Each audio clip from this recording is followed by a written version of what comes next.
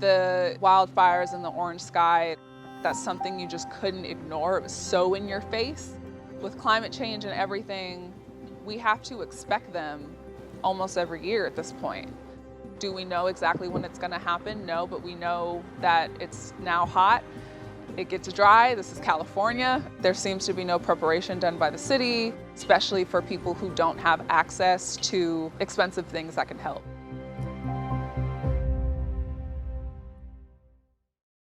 Last year, San Francisco woke up to an orange sky as a result of a record-setting wildfire season in the western United States. Fortunately for those who live in the city, San Francisco was spared any structural damage, even while more than 10,000 homes and buildings were destroyed in the state of California. But the resulting air pollution meant that the region's air quality quickly became the worst in the world at the time, leading the Bay Area to surpass its previous record for spare the air alerts in a single year. For some San Francisco residents, fire season creates disproportionate challenges, even if their homes are not at risk of being destroyed. I have asthma, and my asthma was heavily impacted. Everything has become even more frustrating for me because I suffer from health issues. People who have pre-existing conditions, lung conditions such as emphysema or asthma, elderly people, children, pregnant women, they all potentially have more impacts from wildfire smoke. When particulate matter gets very small, like 2.5 micrometers, it can actually enter not only your lungs, but your bloodstream. And that's why it gets very dangerous for people with respiratory conditions and cardiac conditions. We do want people that have those issues to stay inside and really decrease their exposure to particulate matter. In practice, what this means is that San Francisco's Black population is hit hardest when wildfire smoke engulfs the city.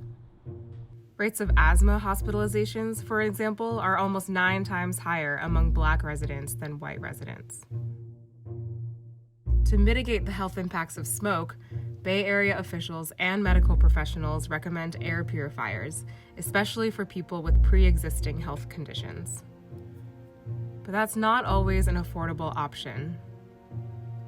The cost of an effective air purifier is anywhere from $100 to $300, while replacement filters average roughly $50 each and need to be changed every 6 to 12 months. To have an air purifier is not something like if we can't afford it. A lot of people don't, so it's just like we just live. There's nothing we can do, and if you can afford one, it'd be great. Outside of telling residents to keep their windows closed and to run air purifiers, the city has historically prepared clean air shelters, offered free muni, and distributed N95 masks during poor air quality events. On bad air quality days, we do make N95s available, especially for our homeless population that is very vulnerable outdoors, as well as for people that potentially don't have access to them. Despite these efforts, there are some who feel like they've been overlooked when it comes to fire season.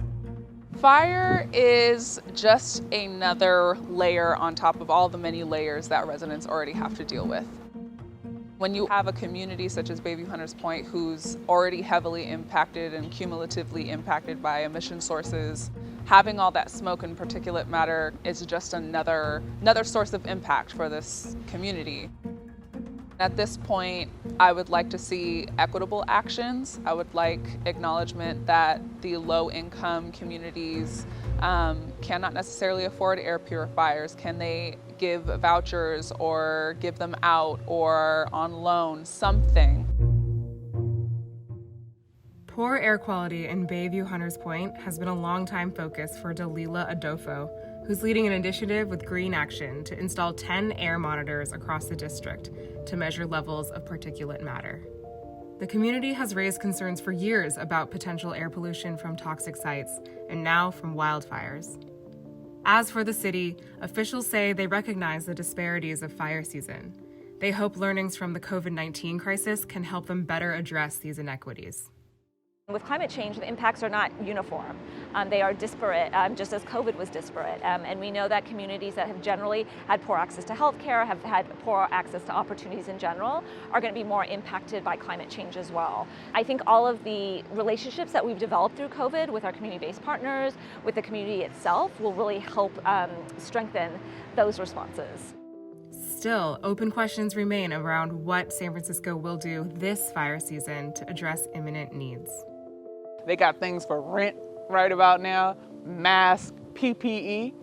What about the people that need to purify the air at home? When you already have high rates of asthma, when you already have respiratory illnesses, heart illnesses, when you already have that in a community, fires and the impact of fires is just another layer of something that they shouldn't have to worry about.